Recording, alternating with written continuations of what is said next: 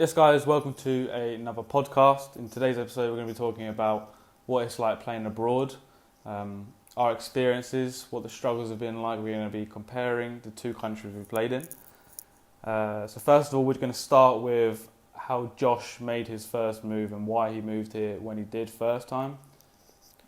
So I moved to Serbia when I was about 11, 12, I think it was 2012.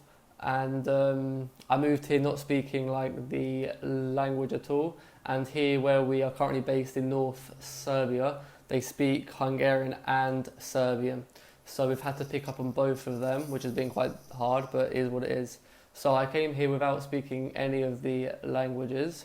And then I was here for about, I'll say a week, 10 days.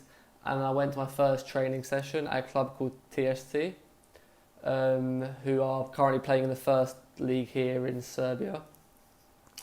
And it was quite tough because the coach could speak a bit of English, some players could speak English, so that was quite tough, and I had to pick up on like the words, like the main key words quickly.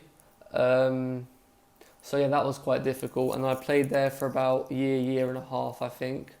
And when did you come to Serbia? I came when I was 13, Mm-hmm. after you made your move to the other team. Yeah, so like obviously at that time I was a goalkeeper, and for whatever reason I can't remember now, I just wasn't enjoying it as much as I should. So I was there for about a year and a half, and then I wanted to play outfield basically. So I moved teams, and I moved to centre mid, which is what I play today.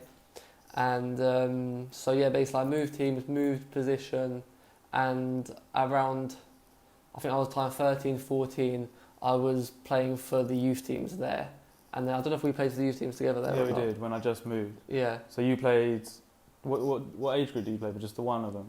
At the start I played for both. So like here it's called Pioneer and Cadet. Yeah. So basically it's like, I don't know what it's called in English. I don't know, Pioneer is probably under 15, under isn't it? 15s, and then Cadet's Cadet's probably under 18. yeah. pretty And then much. you get the youth, which is like under 19s, Under 20. 21, something So like basically, I was playing for the two younger youth teams, but I got moved up to play age above. So I was playing there, and then I don't know how many games we played together though. Or only like half a season, if that Yeah. really. And then because I got moved up to the first team quite quickly, Yeah. but there's a stupid rule here in Serbia that you can't sign first team papers until you're 16. So I was training with the first team every day as a 15-year-old, but I couldn't even go onto the bench. I couldn't even travel with them on game days because I wasn't 16. So I was playing for the youth team then. Yeah. So I moved to Serbia originally when I was 13, just turning 14. And it does sound quite weird. We didn't move here literally for no reason. We do have family here. It's not like we just moved to a random country. But anyway, about a week into me moving here, I went to train for the same team that Josh was at.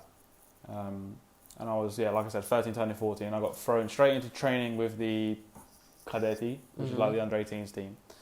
And I also played for the younger team as well. So similar to Josh, I was playing for two teams, two age groups at the time. I remember literally, I think it was a couple of weeks after I came here, the season just started again because it was the winter break. That's when I came. Yeah. And then I remember I played on Thursday for the younger teams. That was my debut. Saturday I played for the older group. I played about 60 minutes, and again Sunday I played 90 minutes. I was like absolutely dead. It was stupid, but it is what it is. You can't really say no to a coach, can you? Well, you can, but I mean, I was 13. I didn't really have the voice to do it because, similar to Josh, I didn't know the language at all, which I don't actually think not knowing the language was that much of a struggle as it sounds, because we're here to play football. Not a lot of coaches actually care that we couldn't speak the language. Just like for training drills, we never went first. Yeah, just don't go first. You never go first. You'll be okay. You see what you need to do. That's about it. Yeah, my first coach didn't really care that I didn't speak the language. He would shout at me like anything in Serbian, not caring that I didn't have a clue what he was saying, but he still continued to do it, and it was decent, to be fair. So that was... Yeah, so I played there for a couple of seasons, had a good, decent You couple of won years the there. league twice. We won the league twice in a row there, yeah. which is good. I even played captain a couple of times when I didn't even speak the language, which is decent. And then I played there up till I was 16, and I got called up for first team training. Then I moved back to England, and And you stayed here because you I were still stayed in here college, because I was going to school as well. So then I was playing for the first team and studying, which was okay because I didn't really concentrate on school that much, to be honest. I studied, but I could have studied more at school. But like I knew the whole time in the back of my mind that I didn't want to study further after school. So after them 4 years, like everyone's going to university and stuff like that, and I always knew deep down that that wasn't for me. So I just did like the bare minimum to get past school. But I always had good grades. I never failed a subject or a class. So like I wasn't a bad student. I just wasn't the top either. So then I continued playing for the first team, and then by this time I picked up the language, both of them, so that like, it was getting easier because it's quite hard. Or for me, it was hard at the start, and sometimes even now, like you're in the changing rooms before a match, and like everyone's talking and bantering and whatever, and you just don't have a clue what's going on. And like now, honestly, it's quite rare because I understand, I speak the language. But I remember at the start, like everyone was joking around. I don't know, talking, bantering, stuff like that, and there's just me sitting there trying to pick up like every fifth word that I can understand.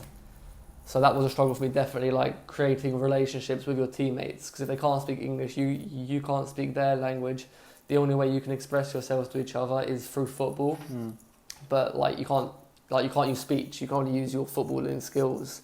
So like I felt my teammates couldn't judge me on the type of person I was, they could judge me on the player I was. So I felt I had to play really well for them to accept me, because I couldn't prove myself any other way. I couldn't prove myself to be funny, to be nice, to be a good teammate. I could only prove myself to be a good football player. Simply because I couldn't speak their language and they couldn't speak mine.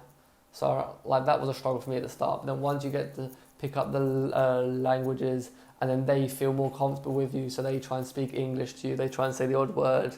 They like ask how to swear, blah blah blah, and then you create relationships slowly, but it does take time, definitely. Definitely does take time to fit in and like, stuff like that.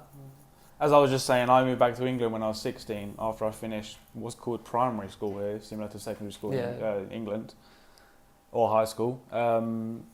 I went back to England to work full time for our dad in construction. I played football on the side of that, and I was still 16. I worked for a whole year for him pretty much. But in that year we had like 3 or 4 months off where we didn't work. And during that time I came back to Serbia and trained with this team that we were at beforehand, that Josh was still at this point.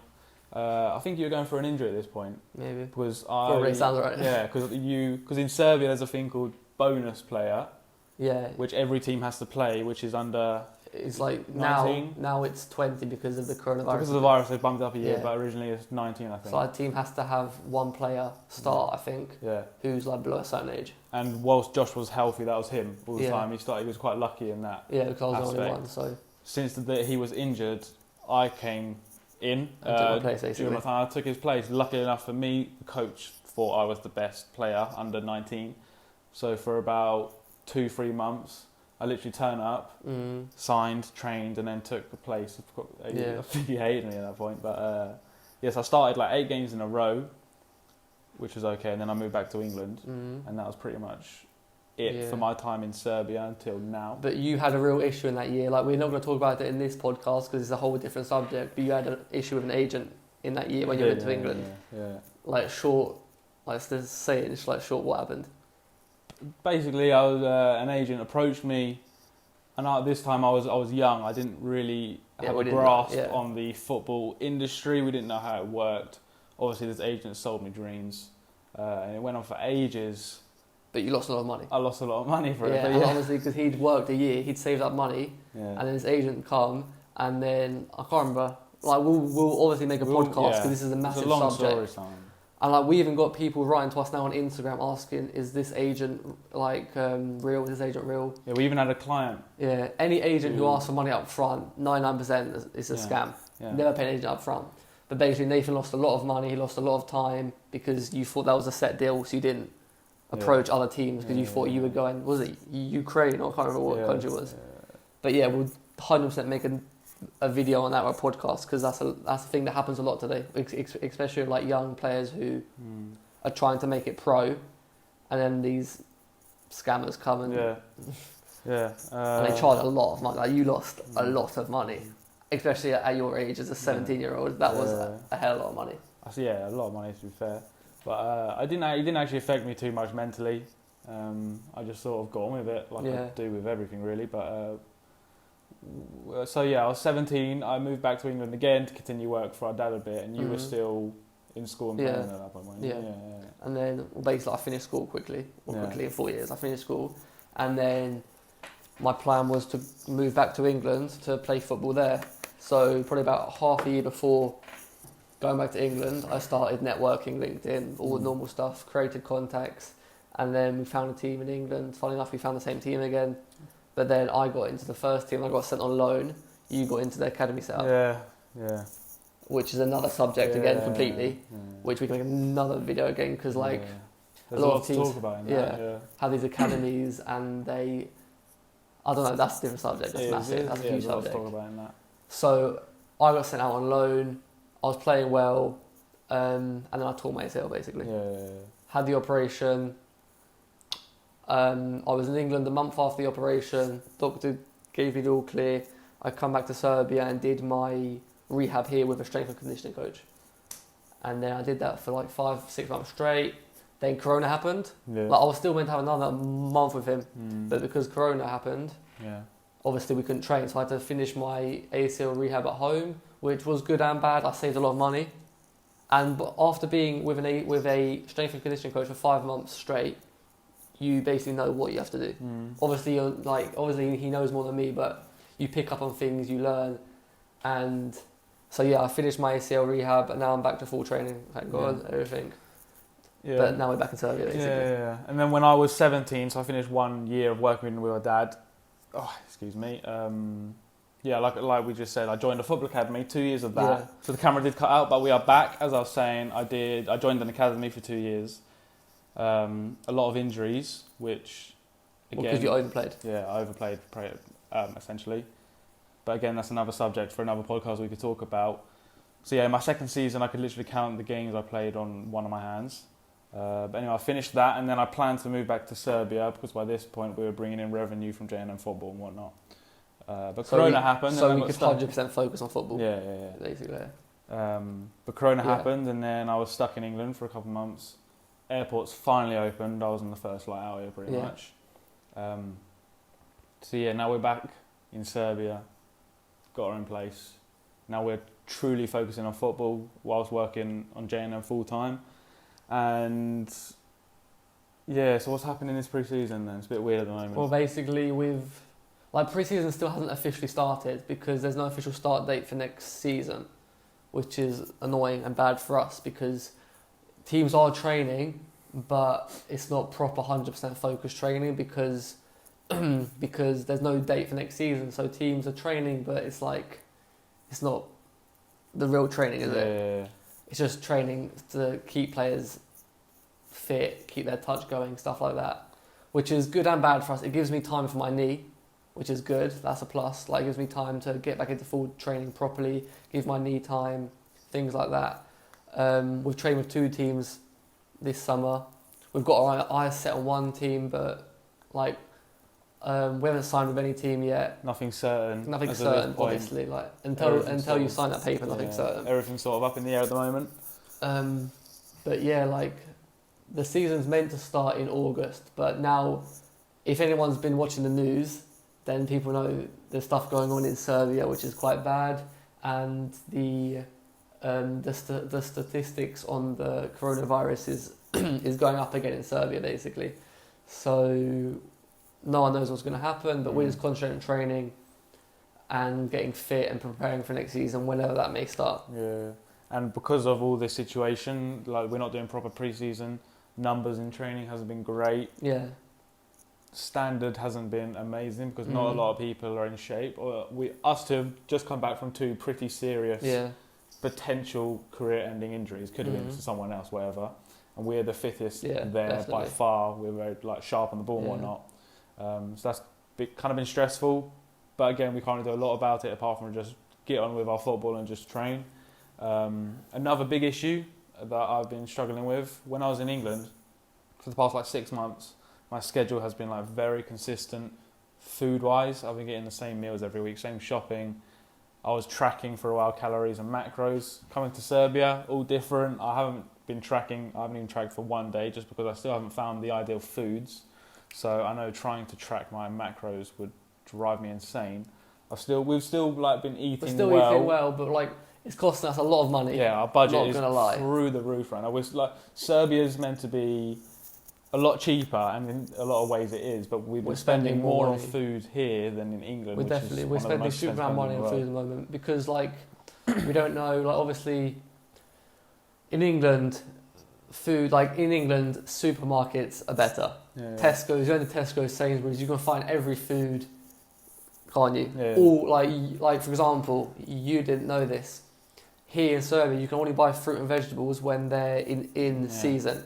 In England, you can buy blueberries, strawberries all round because they get them from different countries. They import them. But here in Serbia, they like blueberries now because they're in season. I don't know when blueberries are in and out of season. Well, they only just started selling them now. They only just started selling them, and like stuff like rice, and like we've been buying this rice, and it's been awful because we don't know how to cook it. Yeah. In England, you bang it in the microwave or you bang it like a boil bag one, takes 5 minutes and it's done. We bought this rice, we boiled it, and it was like so soggy. Like we're still not used to the foods. We're still not, and like we're going to shops every day. Yeah, pretty much. Yeah, because we're just not. We can't get the right amount of food at the moment. Yeah. We're massively overspending, but we've been going food shopping now for 3-4 weeks. It will take us another 3-4 weeks to get the prices down and to get the right foods. Yeah. Like we're still eating well. We're still getting the basics. Every meal, protein, carbs. Yeah, we're reaching our goals, and vegetables, like, food-wise and whatnot, but it's just expensive. But we're definitely spending too much money. We have to lower that. Definitely. Another thing playing here is obviously the weather compared to England. Yeah. Crazy. And one thing we didn't mention is the winter break, which we forgot. Yeah, we'll talk about that. Yeah, but no, like especially now, midsummer, we're training. Like the coach always tries to put training in the evening because of the heat. But it's still sometimes 32, 33 degrees. And we're used to playing in rainy, windy England. Yeah. And like it just sucks the energy out of you. You have to drink so much water. I've probably lost weight in the last 2 weeks, definitely. Yeah. Just because the amount I sweat during trainings. Like even when we train our own, it's not intense training. Yeah. Like just from doing 2-touch, I'm drenched. Yeah. And I don't sweat that much. Like. Yeah, exactly. Yeah. I mean, at the end of the day, we still get on with it. It's not like our quality drops. Yeah. We still like play well. We still just get on with it. Like I said, just train hard. But it is tougher on the body. Definitely. And I do think you need to be mentally stronger to play in this sort of weather. And we're back again. What was I saying? Weather. So yeah, we finished that pretty much. But no, it is hard. Like I remember when I was here 2 years ago and matches. Like you're like I remember one training session when I was like 5-6 years ago. We were doing fitness pre-season summer, and 10 minutes into the training session, you know when your mouth goes all wide and you're trying to drink your own spit, saliva, but you just can't get any. It is bad. It's horrible. But yeah, back in the day, I used to get heat stroke quite a lot as well here. It was awful. But it's part of it. And then the same as like in the winter. Obviously, they have a big winter break here, but February can be very snowy here, so that's another struggle definitely, which we're not used to obviously because in England you get rain, wind, you get the odd snow day, but any snowing games get cancelled in England basically. Yeah, it does. Yeah, because the pitch just dies. I did want to speak about now the comparisons between playing England non-league and then the Serbia level we're playing at now, and I wrote down that in England it is mainly Route 1 football. So long ball, fast wingers, or hold it up to the big striker. It's a lot more physical in England, I think. Yeah, you do get the odd physical team here, but the base of the team's physical. The 2 centre-backs, the 2 centre-mids and 1 striker, they're all going to be 6 foot plus. England is sort of high press, but not exactly like tactically. It's not like pressing as a team. It's just like run to your nearest player and that's it. Yeah. Whereas in whereas in Serbia, from what I remember, it's sort of very more technical and tactical. It's almost as if one team's like, all right, chill, we're going to pass for 5 minutes, or you like hold off and then take turns. It's sort of more like that, more passing, more technical, more tactical, like I said. I would say players here are more technical. Yeah. Like players our age in England, they concentrate on making you an athlete and not a footballer, which is like maybe not so much now, but 10 years ago, 15 years ago, they would concentrate on how much you could run during matches, not how you could control a ball and like play the perfect weight pass and stuff like that. But here, players are definitely more technical. But I would say players are more clever in England. Like there's a player, obviously the team we've been training for, we both said this, good player. He's a winger of some sort, like we gathered. He dribbles, he's hard to tackle, but his IQ is zero. Like honestly, he does these stupid skills when he doesn't need to. We were doing a drill. It was like a 3-on-3 possession drill, and you have to get to 20 passes as quick as possible. And he was standing like 5 yards away from you, and you could have played 5 quick passes. But yet he did a flick over the defender, the Cruyff turn, and like players don't think as they should do. But yeah, that's one difference I've noticed. Also, a big difference for me specifically, my coach in England, and a lot of coaches from what I saw in England, were really focused on the fundamentals, basics of football, firm passes, back foot, 1-2 touches. Just the simple stuff basically. Whereas in Serbia, not a lot of coaches are like this, but our coach who we've been doing pre-season for, he really he likes if you try to express yourself. Yeah, he really influences flicks, little turns, Rabanas, a lot. My coach in England would absolutely but then, hate it. Like if you give it a go and it doesn't work, he still he likes it. Yeah. And I do, when I'm used to doing firm passes, that's why I like to play. He sometimes has a go at me when I pass it too hard to someone. But that's how I've been playing football for the past few seasons. Yeah, well, no, under every coach can ask for something else, their own style. So you have to get used to their style as soon as possible, or you're not going to play. Yeah, exactly. Basically. Yeah, and then, is there anything else before we talk about the last topic? I would say the one thing I hate about playing in Serbia is the winter break. Yeah. Because it's a long winter break. In England, like you play for 9 months straight, 10 months straight sometimes.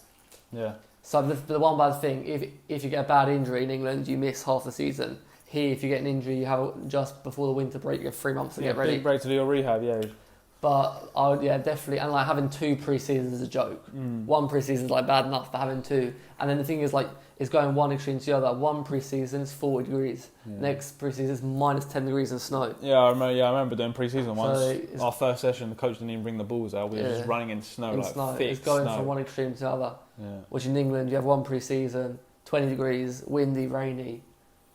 It's completely different. So the last thing I wanted to talk about in this podcast is our future plans. For this season, we have got a few contacts, agent-wise. We want to play 1 good season in the league we're at, maybe even half a season. Yeah, we want to update our highlight videos. So we're on. We contacted a person today who is a photographer. Yeah. So we're trying to really update our highlight videos and just concentrate on having a good half, maybe full season. We'll see how it goes. And then moving up the leagues in Serbia or moving abroad. Yeah. Who knows where. Yeah. But our main goal is now, because I've been injured for 18 months. He's been having on-off season last season. Yeah. We need to get a run of games. We need to play well. We need to get 100% fit. And we need to update our highlight videos massively. Yeah. And then we just get networking. Yeah. But the main goal now is just to play and play well consistently. Find a team that we feel good in, we feel confident in. And that we can play, and obviously, in game time, is important. We don't want to join a team and sit on the bench for a year because that's not going to help us at all. We're both at that stage where we need to play games. So we're both at a stage where we need to play games, play well, and stay fit. Basically, on it. If I stay fit for these 6 months, then I'll be happy. Yeah. I think that's about it. Yeah. Today. I think we've got everything. Yeah. So thank you guys for listening to or watching to another podcast. As we always say, if there are any specific topics you want us to talk about, just let us know. Our DMs are always open. You email us, whatever is easiest for you. Yeah. Just let us know. Thanks again for watching, and we'll see you next time. See you later, guys.